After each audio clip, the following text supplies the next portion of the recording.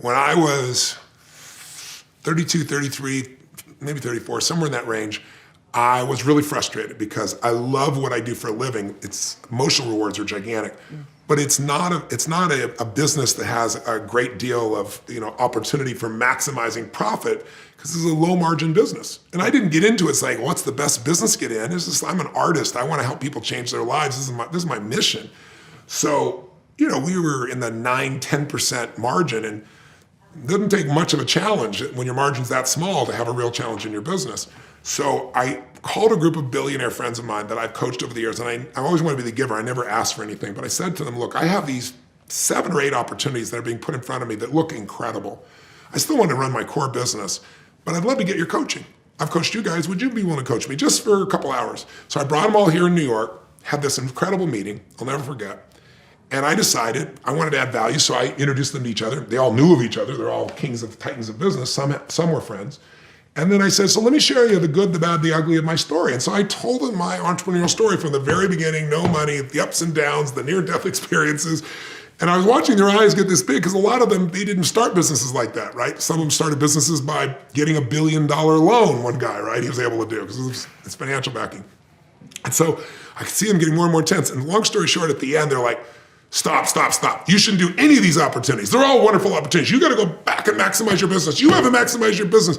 And one of the guys had just been to one of my seminars, my Unleash the Power Within seminar, and he told me, came up to me and said, Tony, it's the most incredible thing I've ever done in my life. He goes, Tony, you work so hard. You're on stage 12, 14 hours a day. I don't know how you hold people's attention. People won't sit for a 2-hour movie, 3-hour movie. And you got people, so you're never going to want to do this when you're like 42. This guy's like 32. Same guy, 3 weeks later goes, you're not working hard enough on your business. I'm like, what the hell, right? And what it was they all reacted because they're used to a different type of business. And one of the guys afterwards says, hey, and I was near tears because I walked in thinking I had the greatest business opportunities in the world, and I walked back feeling like I'm a piece of you-know-what, right? And one of the guys, a billionaire, says to me, he goes, hey, Tony, where are you staying? I said, I'm at the Four Seasons. He goes, oh, I'm staying there too, it's 3 blocks away. Can I walk with you? I want to get your advice on something. I thought, who, me, dumb F? I'm the one you want this advice from, right?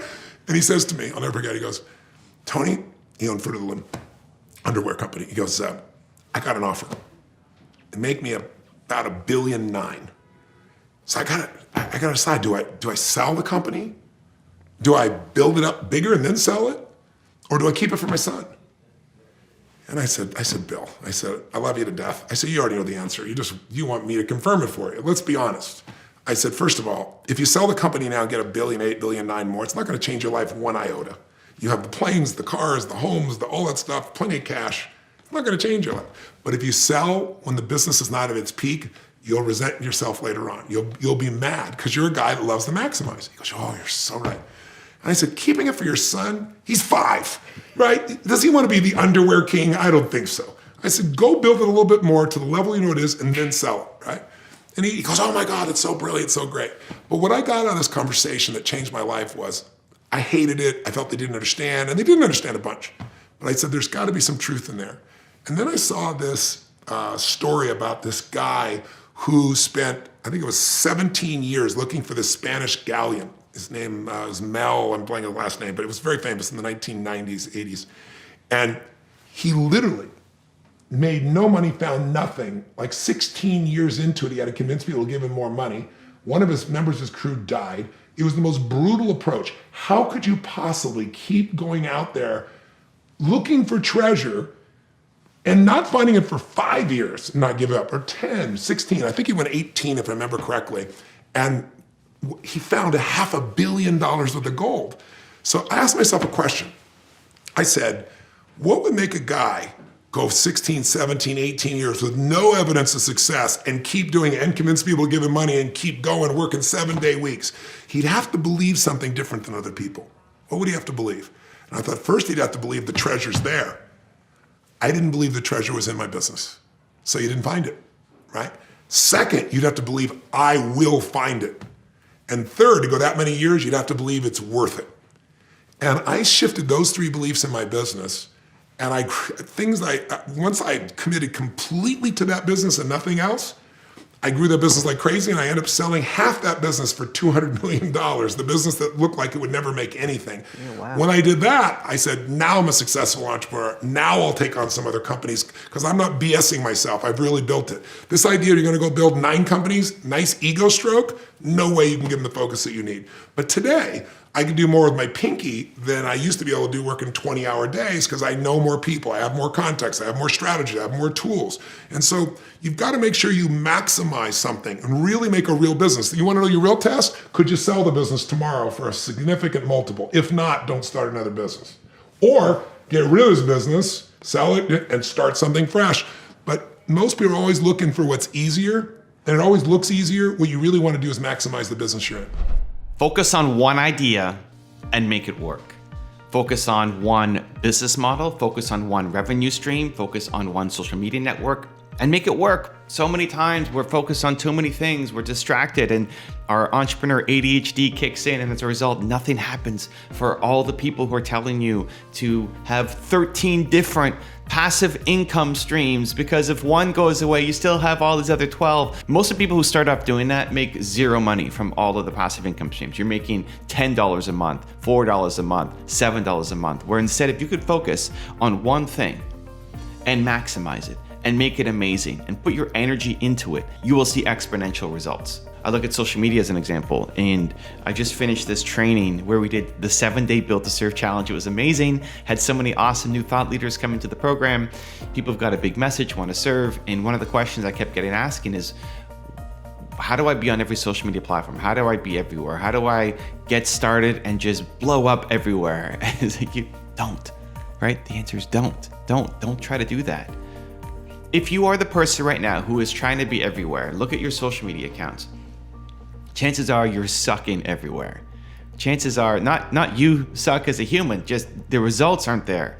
The effort's not there, the energy's not there, because you're so forcing yourself to just get out there and create content and be on all the platforms that you also have a million other things that you have to do.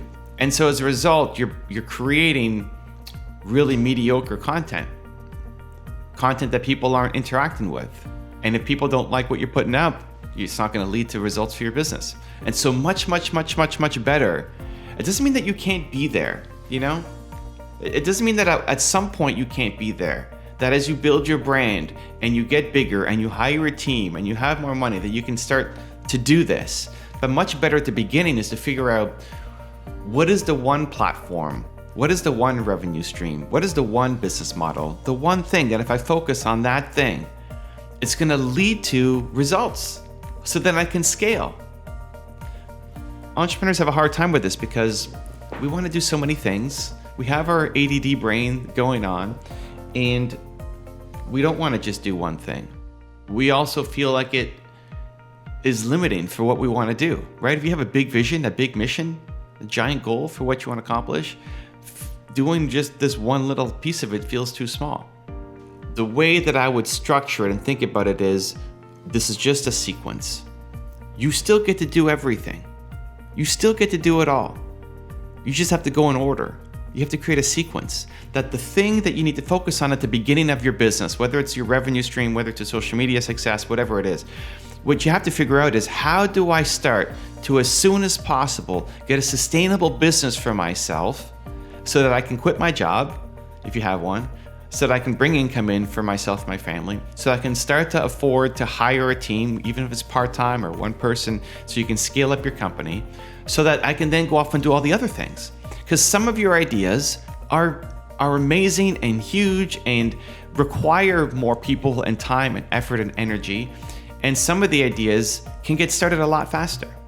And so if you want to go and accomplish your big goal, your big dream, your big mission, then it's important to think about the sequence of things, that instead of doing everything all at once, and as a result, all of the results being mediocre, focus on the one thing that if you push that lever, you really maximize that thing, you could start to make more money, you could start to have more impact, you can start to have more reach, you can start to see more success that then allows you to bring on more people to help you build and scale.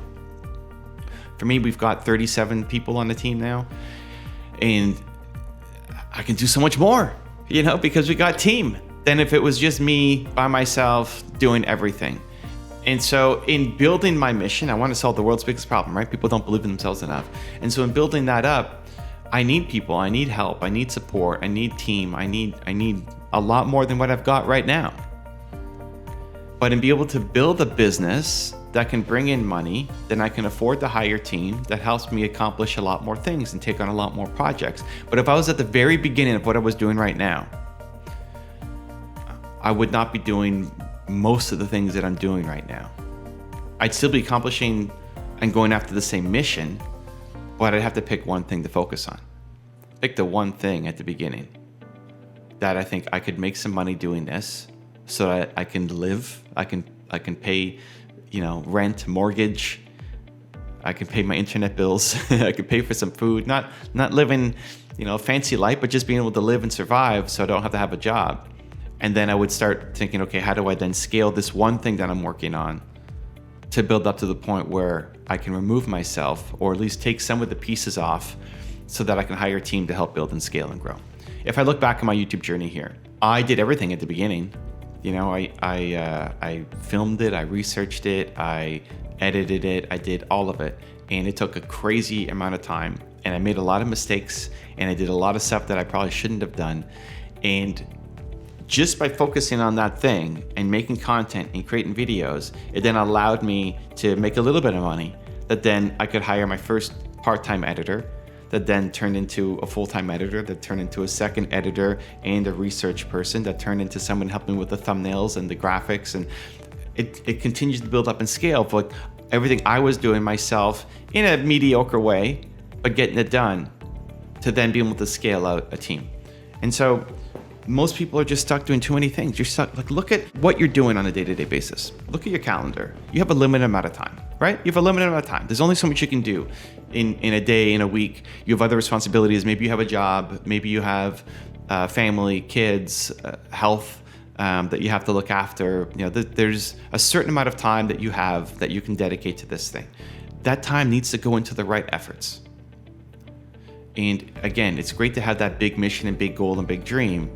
But if you have a limited amount of time every day or every week, and you are trying to create 13 passive income streams with that limited amount of time, no one of the streams ever gets enough energy, enough effort, enough of your mind space, enough of your creativity, enough of your love to ever become anything. And so you're diversifying way too quickly. You're diversifying way too soon. And apply that for anything that you're working on. Apply that to your business and the opportunities that you're chasing, the partnerships that you're looking at, the things that you're saying yes to, the social media networks that you're trying to be on. Do yourself a favor. Don't try to be everywhere. Not yet, right? Just understand there's a sequence to things. And you can make it so much easier for yourself to have more impact, to make more money, to have a bigger influence, to be more proud of yourself, to start getting more success and more results and more momentum.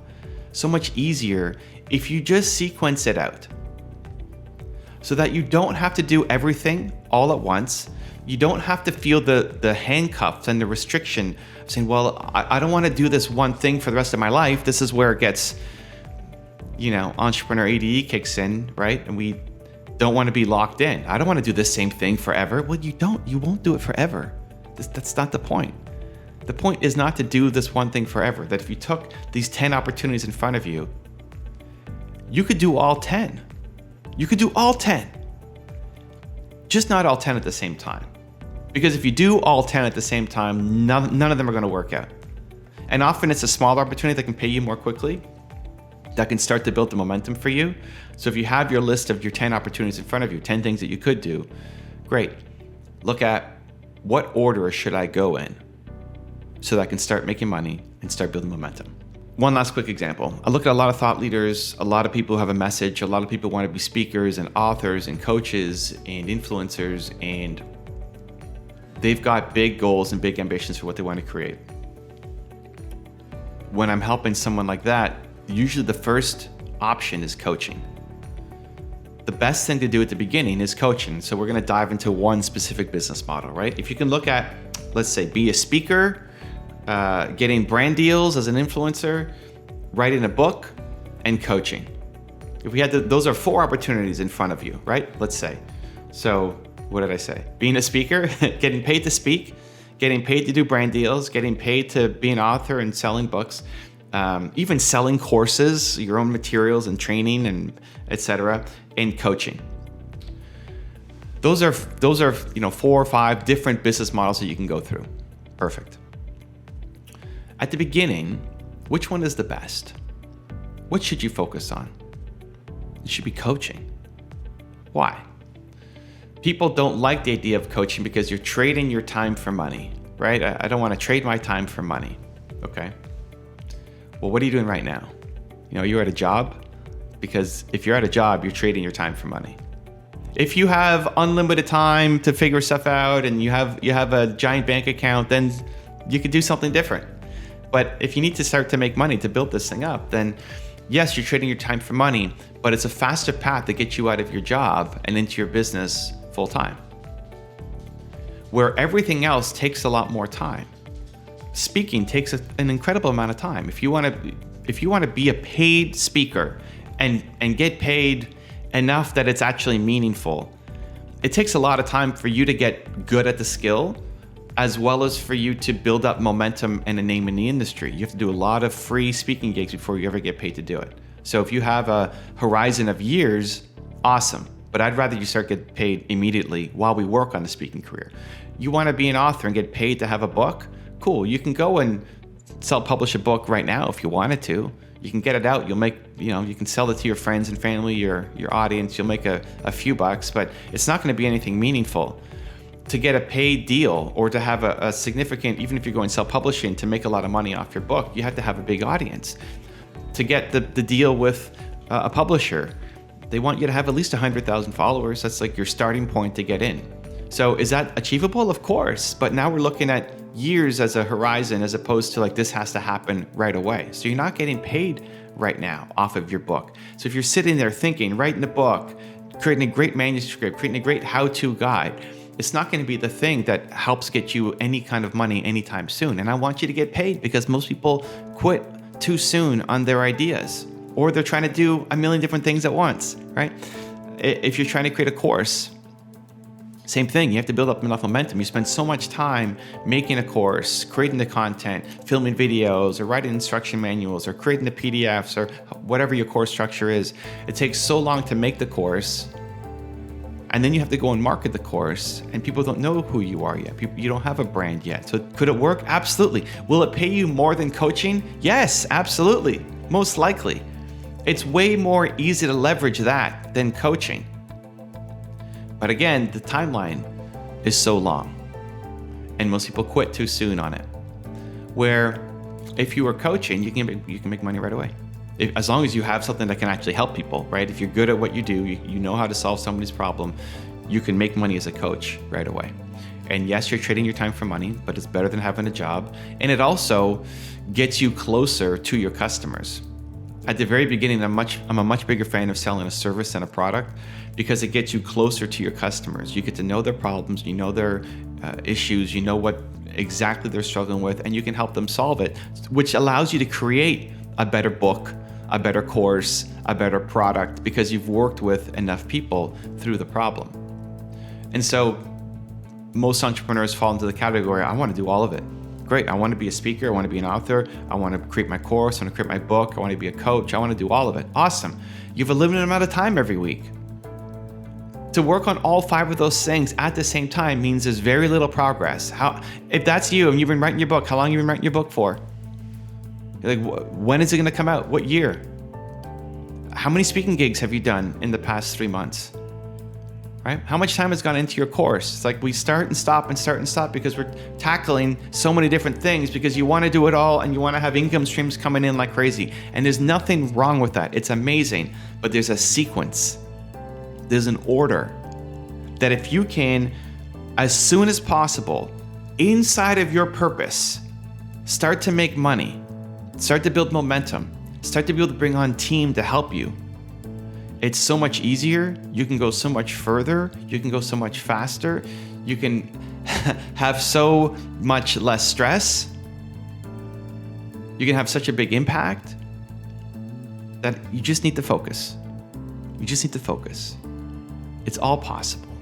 Your big dreams are possible. Go in order, figure out the sequence that will start to get you paid, and focus. Also, to make sure you're actually taking action after watching this video, I've designed a special free worksheet just for this video. The worksheet will highlight all of the lessons learned in this video, as well as pull out our 3 favorite learnings and quotes that will inspire you to actually do something. The worksheet will also give you space to write down what your key takeaways are and your specific plan of action to make sure you're getting results. If you want the worksheet designed specifically for this video, absolutely for free, there's a link in the description below. Go click on it and start building the momentum in your life and your business. I'll see you there. When 9/11 happened, and I'll finish with this, I was in Hawaii. I was with 2,000 people from 45 countries. We were translating 4 languages simultaneously for a program that I was conducting for a week. The night before was called Emotional Mastery. I got up, had no plan for this, and I said, we had all this fireworks, I do crazy fun stuff. And then at the end I stopped, and I had this plan I was gonna say, but I never do what I'm gonna say. And all of a sudden I said, when do people really start to live? When they face death.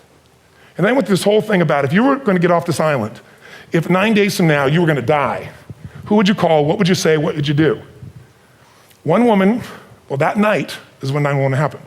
One woman had come to the seminar, and when she came there, her previous boyfriend had been kidnapped and murdered. Her friend, or her new boyfriend, wanted to marry her, and she said no. He said, if you leave and go to that Hawaii thing, it's over with us. She said it's over. When I finished that night, she called him and left a message, true story, at the top of the World Trade Center where he worked, saying, honey, I love you. I just want you to know, I want to marry you. It was stupid of me. She was asleep, because it was 3 a.m. for us, when he called her back from the top and said, honey, I can't tell you what this means. He said, I don't know how to tell you this, but you give me the greatest gift, because I'm gonna die. And she played the recording for us in the room. She was on Larry King later. And he said, you're probably wondering how on earth this could happen to you twice. And he said, all I can say to you is, this must be God's message to you, honey. From now on, every day, give your all, love your all. Don't let anything ever stop you. I really want people to know, life is always happening for you, not to you. If you believe it's happening to you, of course it is. You look for what's wrong is always available.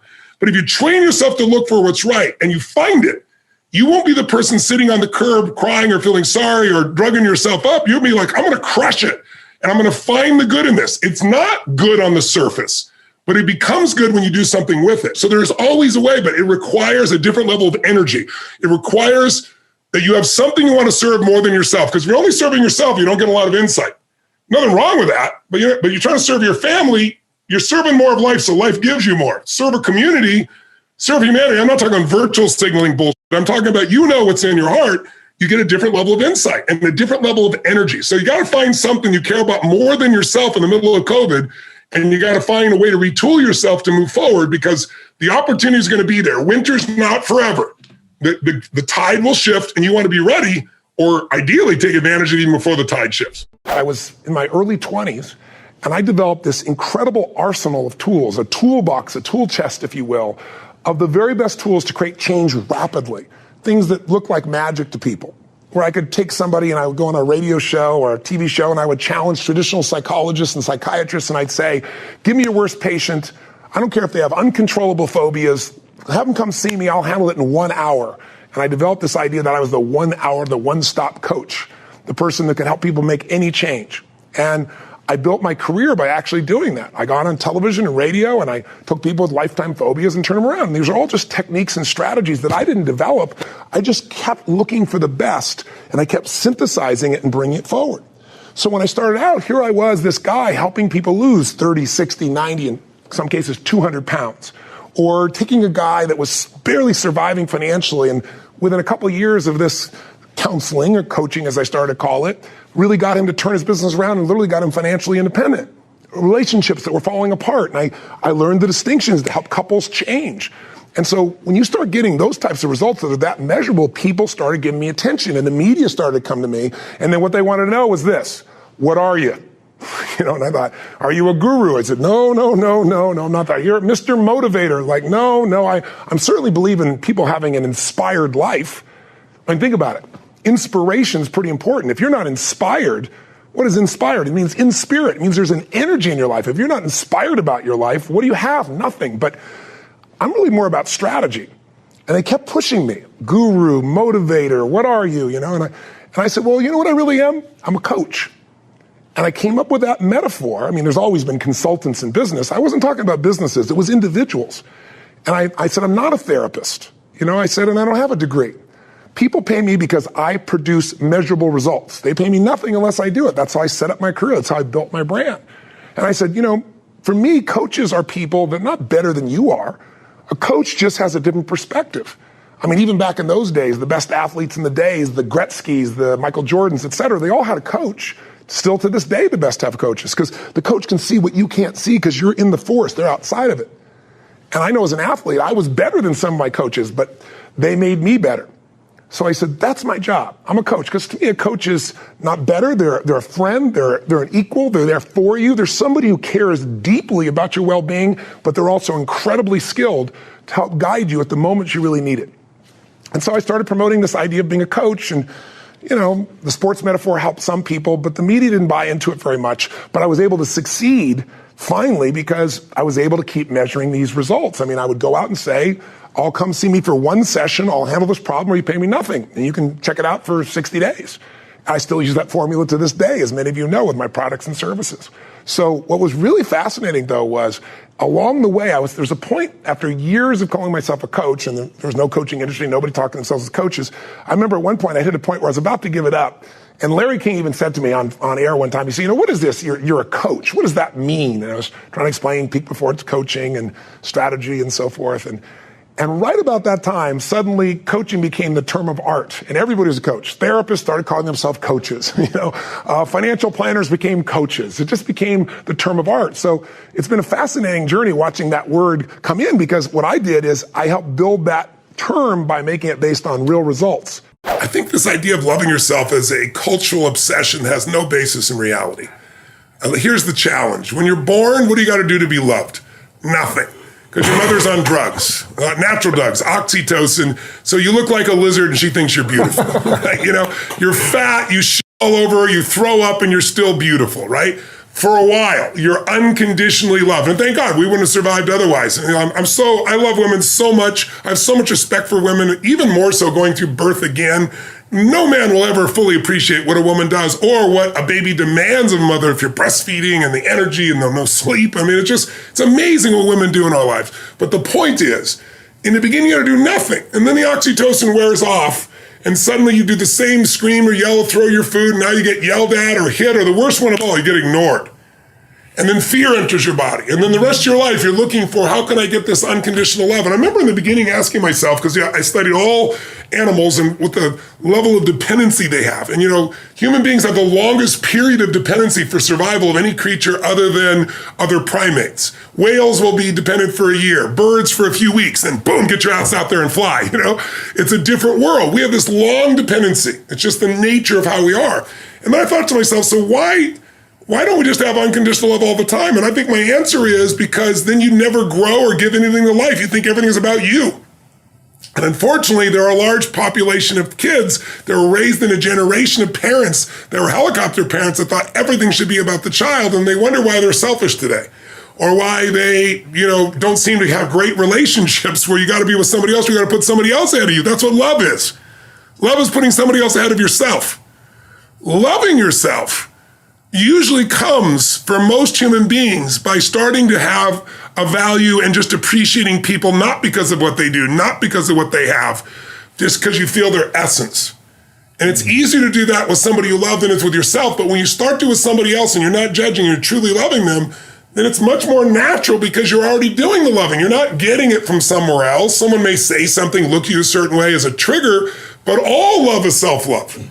This bullshit, I don't love myself. If you've ever been someone and felt loved, you loved yourself. They didn't love you. They said something, they did something with their eyes, and you used that as a trigger to release love inside of you.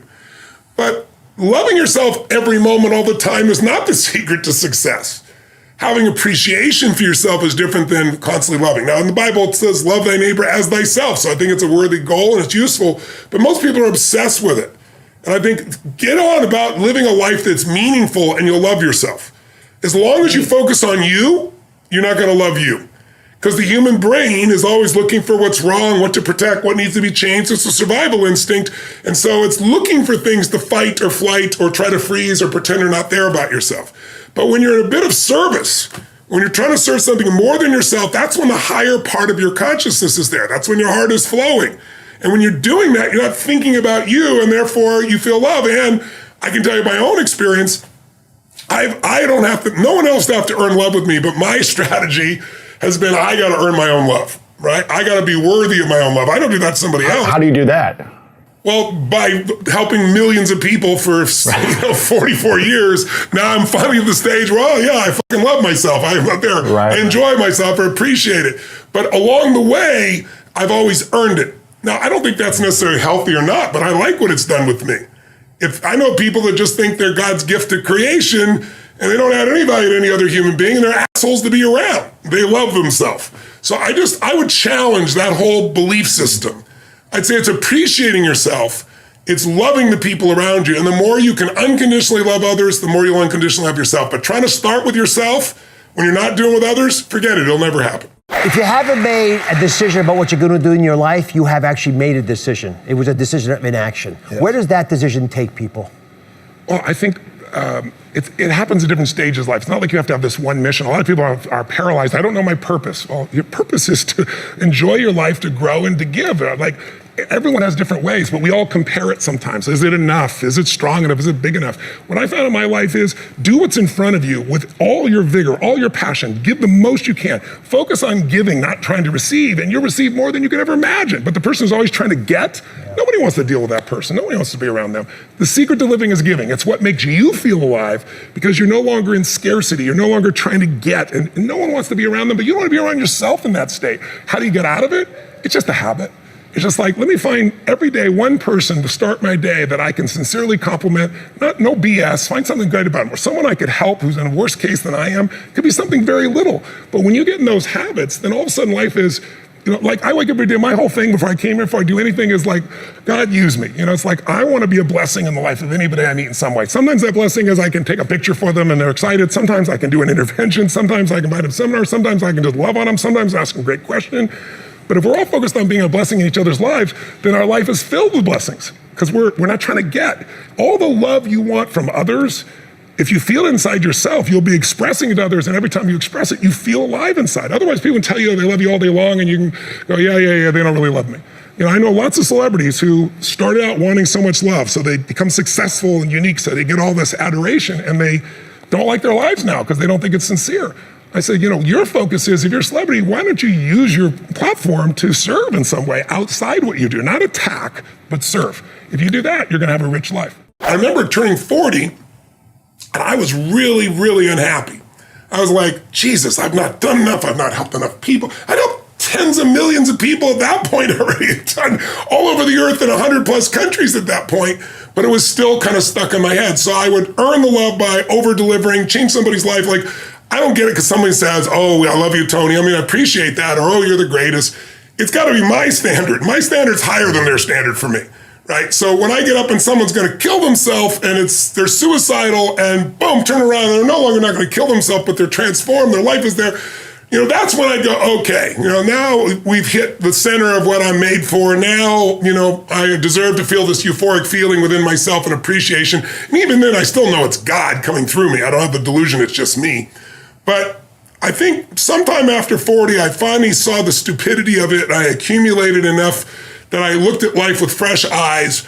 And I can say by the time I turned 60 a year ago, I noticed it was interesting because my birthday, I didn't have an ounce of it. I was just like, how could I at this stage of my life when I've had the privilege of serving so many humans in so many contexts, from turning around, guys are going to kill themselves with PTSD to helping kids turn around to getting kids off cocaine or adults to, helping people build multi-billion-dollar businesses from nothing. And when I've lived this long, I can't go by without hearing half a dozen stories a day or dozen stories a day from people telling me how something I did changed their life. So it's not that I'm so smart now, it's just I've stacked it. By the way, though, stacking is the way you can do things. Most of us stack the negative. If you are really angry, it's not usually because of just the moment. It's that it happened again. It's like if you've ever lost it or overreacted to your kid or to a friend or a business or even within yourself, It's because it happened again. We hit this 1, 2, 3 many point, and then our nervous system overreacts. But what I've learned is you can stack the good. But for example, if you go into a state of really strong anger for more than 5 minutes, your immune system is suppressed between an hour and a half to 2 hours. That's a physiological fact. But no one had done any study. I started stacking good. Like, okay, let me stack a dozen great memories, feel them, see them, experience them. And I felt this biochemical change that didn't just last a half hour, an hour, or 10 minutes. It went on for a day or two. And so I think I've learned to stack the good. So just having the experience is not enough. You got to stack the good to be able to appreciate it. But I think, just come back to the main point here from my perspective, which could be completely full, it's just my perspective. So I want to point that out. I think the more you find unconditional love for others, the easier it is to find in yourself. And I think the focus is serving and loving, and that's what will get you to the point where you start doing it. But if you want to speed it up, stack all the good you've done, you'll feel great about yourself. There's so many things, people's relationships are complex, right? Because you're dealing with another species. Even if you're gay, in order to have a relationship, you need opposite energies, male and female energies, even if it's in the same gender. And so relationships are a huge source of challenge for people because it's where you get the greatest joy and it's where you get the greatest pain. I think in business, most people get into business, and we all know the stats. 50% of businesses are gone the first year, 96% are gone in 10 years. 4 out of 100 make it. That doesn't mean they're profitable. So there's different issues that you deal with there. People's bodies, because of the way we have commercialized food, makes almost everybody, 70% of Americans are overweight. I mean, it's the fast country in the history of the world, and the rest of the world's mirroring us. So I deal with so many different issues. It really depends on the person. People come to me usually at extremes. They're either the best in the world at what they do, and they're doing well, and they're the best because they're always looking for that little thing I can do that makes me better, and takes me to a different destiny. Or it's somebody facing a challenge. They're facing a financial challenge, a business challenge, an emotional challenge, a relationship challenge with their kids, or they have a birthday with a 0 on it, so they're reevaluating their life. So I get people who have found a hunger. They're hungry because it's not how they want it, or they're hungry because that's their nature. People are not hungry, I don't really deal with because they pretty much accept where things are. And so what I wish for them, what I pray for them, is they find something to inspire them more than themselves, or the wagon wheel comes down their rut. They get enough pain that they start searching. And I don't care how smart you are, how strong you are, how rich you are, how famous you are. Life is going to humble you.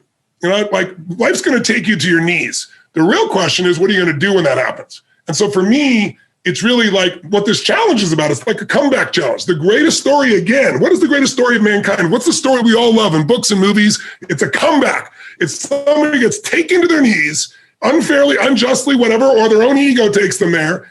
And then instead of giving up, they get knocked down, they get up, and then eventually they don't only get up and they don't get to where they were, get them better than they were. Michael Gerber, the guy that wrote the E-Myth, talks about why so many young businesses fail. And one of the things he says is most people are not really entrepreneurs, but they think that's what they should be.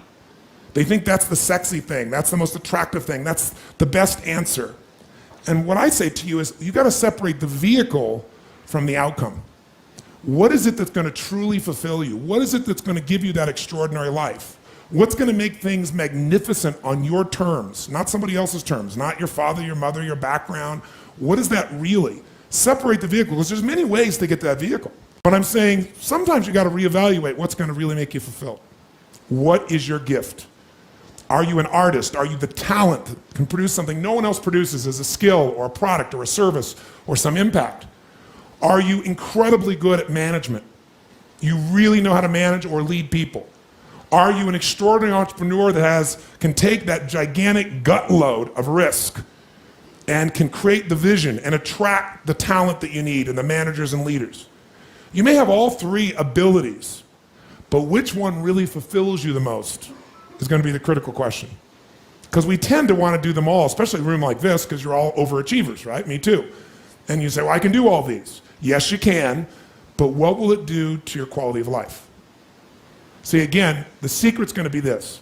What is an extraordinary life on your terms today? Ultimately, if you're going to have lasting change in anything, you're really talking about just raising your standards. I always tell people, if you want to know how to change your life, I give it to you in 3 words, boring as it sounds: raise your standards. And what does that mean? corny as it sounds. Raise your standards. Oh, thank you for the breakthrough thought, Tony. I'm glad I wasted my time watching this little email with you. But think about it. Lasting change is different than a goal. You don't always get your goals, but you always get your standards. Maybe it'll help you is to think about it this way. I try to explain standards to people with a different set of words. Think of it as everybody in life gets their musts. They don't get their shoulds. Like, think about it. Most people have a list of shoulds, don't they? Don't you have a list of the shoulds, things you should do, you should follow through on? I should lose some weight, I should work out more, I should make more calls, I should respond more rapidly to my email, whatever, you know? I should get into the office earlier, I should be, more confident, whatever your should list is. People love to have their should list be met, but it's kind of like New Year's resolutions. If it does, it's really exciting, but if it doesn't, which is most of the time, it's a little disappointing, but you kind of know it's not gonna happen. But when you decide something is a must for you, an absolute must, when you cut off any possible, you say, I'm gonna find the way or I'm gonna make the way. Human beings, when they resolve things, when they make a real resolution inside themselves, which is they raise the standard and they make it a must, they find the way. Think about it in your own life. Haven't you had some area of your life where you raise your standard and your life has never been the same? Maybe at one time in your life you smoked cigarettes, or you did something and you did it for years and you kept trying to change it and kept telling yourself I should. And then one day something happened. Something just clicked you over. Something took you over that kind of tipping point. And inside yourself you said no more. And it was a very, very different experience, wasn't it? Something inside of you shifted and what was a should became a must and you've never gone back. Is there an area like that in your life you can think of? Again, did you ever smoke cigarettes? Did you ever eat a certain way, drink a certain form of alcohol, and then finally say no more, and you just don't go back? And notice this, it doesn't really take any willpower anymore. Because somewhere when we make this click, when we make something a must, we attach ourselves to it. It becomes part of our identity. And one thing I've learned in the last, 33 years of working with people from now over 100 countries, 4 million people, is human beings absolutely follow through on who they believe they are. If you said to me, well, I'm really gonna work hard to stop smoking, but I've been a smoker my whole life and I am a smoker, I know your days are numbered. You're gonna be back smoking cigarettes again because we all act consistent with who we believe we are. I tell people the strongest force in the whole human personality is this need to stay consistent with how we define ourselves. If you define yourself as somebody who is really conservative, you're not gonna be crazy and act nuts unless you're really drunk or something, and then you can say it's the alcohol, when it's really just you finally getting permission to be yourself. The alcohol is your excuse. If you're a really crazy person, you act crazy, outrageous, playful. You don't act conservative because that's not who you are. Very often people say, well, I can't do that, I'm not that kind of person. And I always say to people, really, when did you define yourself? I mean, really, how many years ago did you come up with what you could and couldn't do in your life? How many years ago?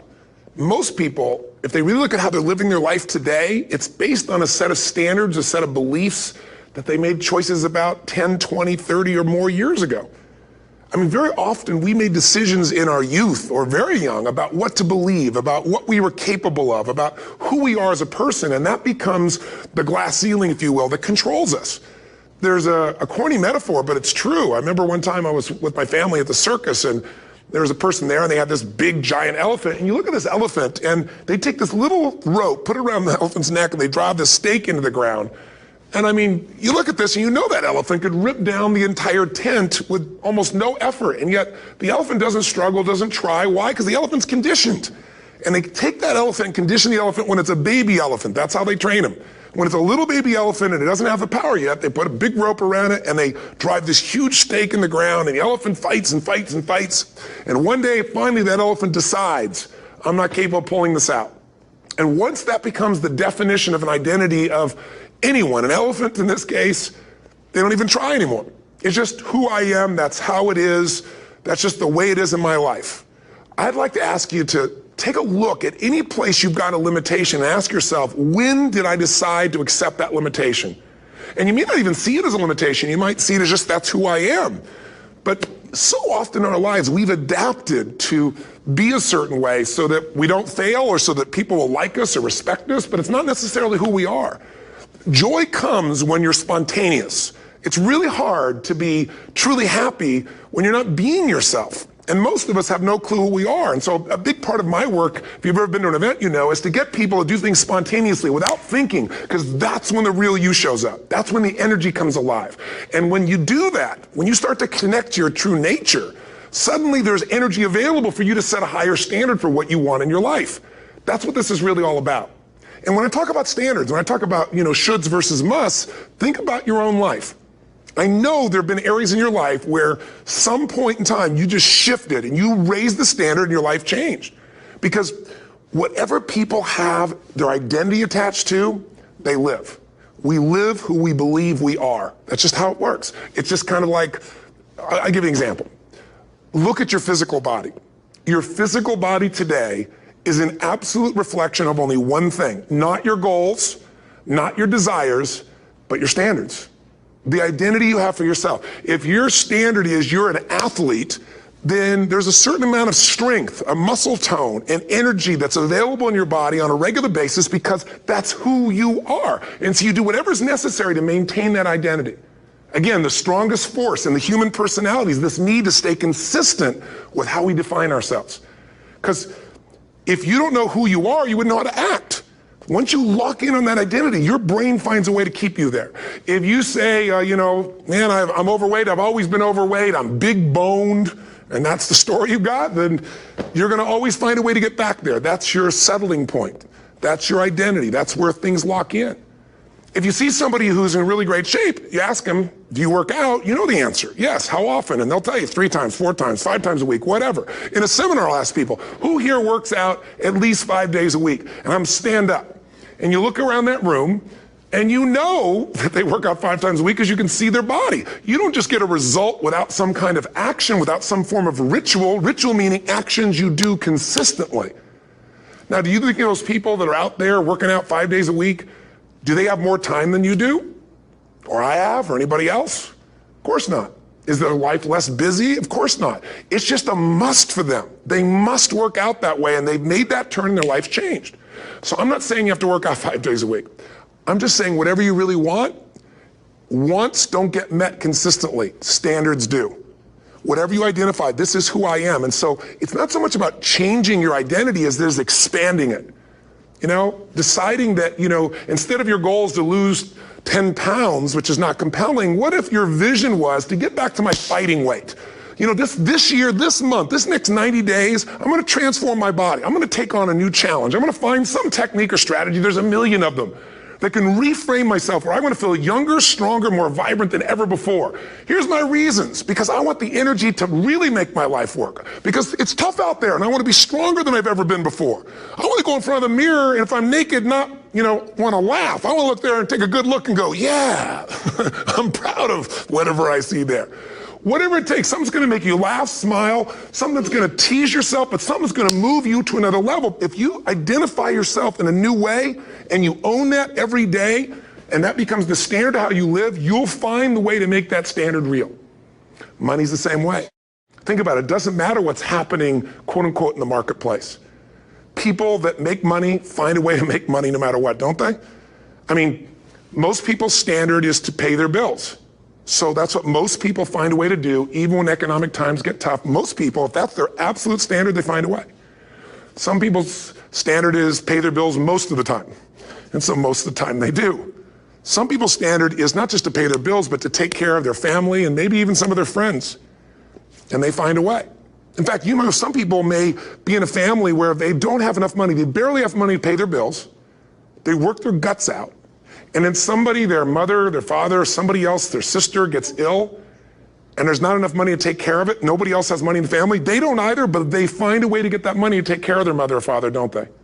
And pay their bills. They never could do it before. Why? The situation made them raise their own standard. And not everybody does that. Somebody else in the family might have money and still not take care of their mother. It all comes down to the inner game, my friends. Changing your life is a change in the inner game.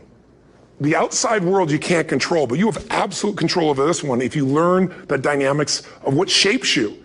And identity is one of those simple, clear, fundamental basics that if you start to shift it, everything else will shift in your life as well.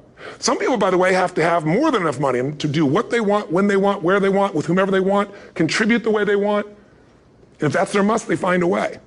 I know that sounds overly simplistic, but it's true.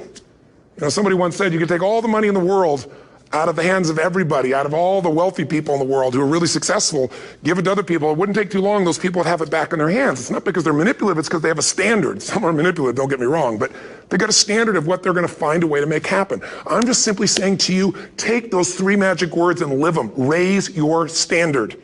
Why is LeBron James who he is? It's not because he's lucky. Everyone say, he's lucky. He might have certain physical talents, or Michael Jordan. I remember I interviewed him years ago. And I said, what makes you the best in the world? Is it skill? Is it talent? Is it ability? Is it background? Is it training? And he was so awesome. He said, Tony, I can tell you the truth and it won't sound like hyperbole or false modesty. He said, I didn't even make the high school basketball team my sophomore year. I was cut. He said, what it is every day I demand more from myself than anybody else could possibly expect. I don't compete with other people. I compete with what I'm capable of. And it's just like that kind of standard is inspiring. What is the one thing that you want people to understand about control, and they feel out of control, they feel they don't understand the stock market? Like, what's the one message you want people to take home around control? I think it's that you have to become an owner and not just a consumer. You have to take a percentage of what you earn, as simplistic as it sounds, and automate it so it comes off the top of what you earn. There's a gentleman that worked for UPS, his name's Theodore, and Theodore Robinson was this guy who never made more than $14,000 a year, and yet he retired with $70 million and gave away $35 million while he was alive. How did he do it? He became an owner. His best friend said to him, listen to me, the most important thing in your life is we're going to put a wealth tax on you. He goes, wealth tax? I make $14,000 a year. He goes, we're going to make you wealthy with this tax. It's not a government tax. It's a tax for yourself. So we're going to take 20% of what you earn and put it in an investment account, let it build up.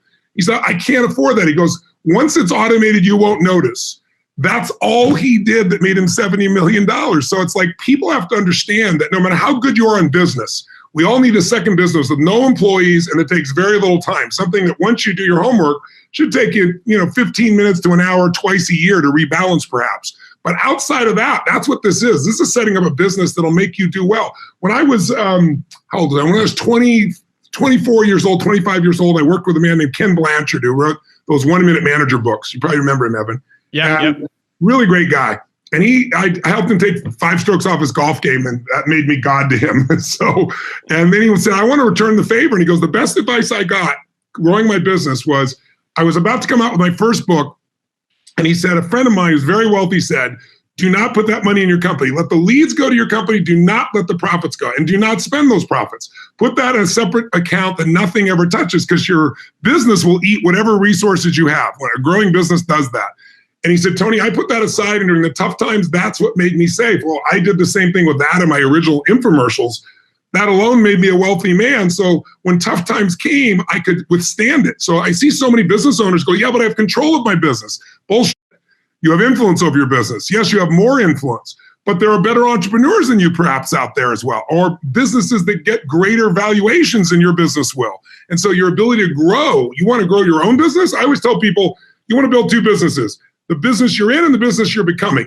And then you want to have the business that you're in and becoming and an investment business. It's really simple once you set it up. And I think everybody's got to do that if they really want to have financial freedom, because look, the marketplace changes, competition changes. IBM was the head of the pack forever. And then some little kid from Microsoft comes along and buys MS-DOS for $50,000 and then leases it to them and makes himself $3 billion on that little move alone. He didn't even write the software, right?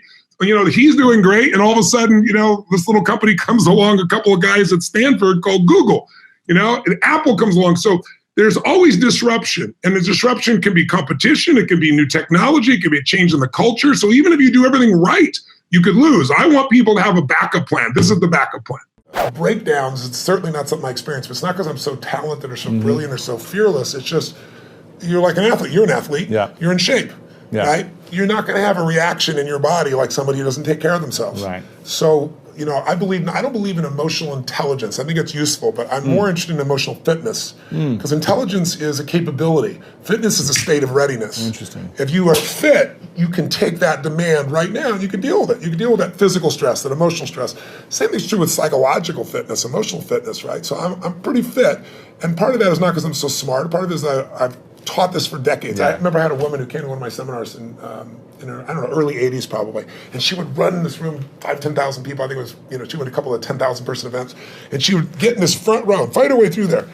And she'd jump and go for it. And at one break, she came up to me, I was signing a book for her, and she says, she goes, Mr. Robbins, I've seen you at like 8 of these. She goes, I've seen you like when you're really, I know I can hear your voice, you're hurting or you haven't slept. And she goes, you always seem to be so up all the time. How come you're so up? And I said, well, part of it is I attend all these seminars. So I'm teaching it. So there's a fitness of that. But there's also, I've buried 3 fathers and 1 mother, and that affects your life. I've had a physician look me in the eye and say you have a tumor in your brain. Wow. And so I've had those moments that when you've had extreme stress and you push your way through it, you build psychological muscle. It's like it takes a lot to knock me off. In the early days, we didn't have $50,000 to keep the doors open. How do we do it? Then I had, graduated to $5 million. Then I graduated to a partner of mine who kind of didn't do things well, and I ended up owning $100 million because I had to take on his debts. $100 million. But when you do all that stuff, now my companies do $5 billion, a year. So you keep expanding what I would call really the circle of the threshold of your influence. Sure. Everybody has a threshold of control, and if you get beyond it, you kind of freak out. So it takes a little bit more. I can't. So you don't really have breakdowns. I don't have a breakdown. Do I get pissed off or get frustrated or tired? Yeah, but a breakdown, honestly, no. What would you tell the startup entrepreneur who maybe is just getting started or maybe still has a full-time job and it feels like every dollar that they're making, they're just trying to build their business at the moment, they haven't cashed out yet? Should they be investing into their business? Should they still be saving some and put into the market? What would you tell that person? I think you have to put something outside your business, because what's the number one rule of investing that even idiots understand? Don't pull all your eggs in one basket, right? And what do 90% of entrepreneurs do? Because of the illusion of control, they go, I'm going to put all my money in my business. Don't get me wrong. It's still a great place for your money and for your time and for your energy. But you got to take a piece of what you earn and you got to bet on some other entrepreneurs and get outside yourself specifically. And if you look at, somebody like Warren Buffett will tell you, look, he said, all my wealth is a result of a couple things, some good genes and compound interest and living in America. So if all you do is get compound interest on your side, the game changes. If you take a 19-year-old kid that's got a little job and you say, look, I want you, it sounds like a lot, but I want you to put aside $300 a month. But let me show you why. $300 a month set aside, throw it in the market. Average market return's been 8%. It's been 10% over 100 years, but most recent, 30 years, 8%. So let's say you get the average return and it compounds. That kid who starts at 19 with $300 a month can stop at 27. He's only done it for 8 years, never put another dime in. And he's only put in $28,000, but that'll grow to 1.8 million without putting another dime in. That's the power of compounding. 28 grand, 1.8 million. If his best friend starts at 27 when he quits and does every single year all the way to 65, and he puts in the same $300 a month, he puts in 140 grand, and at the end of that time, he's got $400,000 less money. So it's not the amount of money, it's the amount of time. Time is your greatest friend here. And if you get in the game, you're going to win. And you need to get in the game now, not wait till your business is successful. My very first teacher was a man named Jim Rohn, and he was a personal development speaker. And he had this 3.5-hour seminar he would do that I went to when I was 17 years old. I was already reading books. I was obsessed with wanting answers. I want to know what made the difference in the quality of people's lives. Not because I was intellectually interested, but because I grew up in a really tough environment. I had 4 different fathers. There was a lot of, my mom was a great human being who loved me dearly, but she, abused both alcohol and prescription drugs. So she was very physically abusive. And I was, believe it or not, 5'1" in high school. I was a little guy. So I got the, beat out of me pretty regularly for things that I didn't do anything to do with. And so it made me try to figure out what made her work, what makes life work. It made me more of a practical psychologist. And the modeling concept came because Jim Rohn used to have this phrase. He said, success leaves clues. He said, if there's anything you want in your life, don't assume that somebody has some special gift. They may have a gift, but they probably developed it, most of it. And if you sow the same seeds, you'll reap the same reward. So figure out what this person's doing different than anyone else and do that. He used to have a funny way of describing it. He used to say, Tony, find out what poor people read and don't read it. It's like, because he said, that's the fabric they're trying to build their mind from. Find out somebody who's successful, wealthy, not just financially wealthy, but somebody who's rich emotionally and spiritually and physically and financially, and find out how do they live their life differently? What are the things they believe? What are some of the daily disciplines that they're a part of? of. And so really early on, I got obsessive about wanting to have all the answers. So I said, I'm gonna read a book a day. Because I figured, a person takes 10, 15 years of their life, they pour 2 or 3, 4 years into this book, and you absorb in a few hours, literally a decade's worth of life experience. And I'm into compressing time. So I didn't read a book a day, but I read 700 books in the area of human development, psychology, physiology, all in my first real 7 years of reading, right, my youth. In high school, I was Mr. Solution. You have a problem, I have a solution. Especially if you're a girl, I was especially motivated. I could really help you with your boyfriend. Understanding the life cycles of humanity. There's a book called Generations. It's a big book. It's, I think, 1,000 pages, 800 pages. Bigger than this book. Much bigger than this book. But it's a book worth reading because it shows you how, as every 100 years, 80 to 100 years, we run through the same cycles. Like what we've just gone through economically in 2008 happened 80 years before. And you can go through 1,000 years of Roman history and you see it. And when you begin to be able to anticipate what's coming, you know how to take advantage of the season. Some people freeze to death in the winter. People that are prepared might snowboard or ski and have a good time. Right. So it's a brilliant book, and it's by Strauss and Howe. It's worth reading. The goal, if you own a business, and I would assume a lot of your viewers are business owners or getting started in business, no matter how good you are in business, think about this. The one universal rule that idiots in finance know is diversification. It's the only free lunch. You got to diversify. Because if you put all your eggs in one basket, no matter how good the basket is, one day that real estate market, that stock market, that bond market, that collectibles market, whatever you invest in, Ray Dalio showed me statistically, it'll drop 50 to 70% on a day. Now, if you're later in life when that happens, it's over for you. Right. So you have to diversify, and yet most people, they know real estate, so they do it, or they know stocks, so they do it, or they grew up with their parents flipping things, and it's the wrong thing to do. So you've got to diversify in order for you to be able to truly succeed, and that's why when you own a business, if you put all your money in your business, which is what most of us do naturally, It's a lot of risk. you put all your eggs in one basket, and there's things that can happen. I mean, let's say you spent 20 years and you figured out how to put together the ultimate map, and you remember Garmin came out with this thing called a TomTom. I don't know if you remember, you used to put on are you old enough to remember that? You used to put on your phone? Or you used to put on your dash? Cost $100. It was a breakthrough. They were making like 100 million or something. They were. 6 months later, what happened?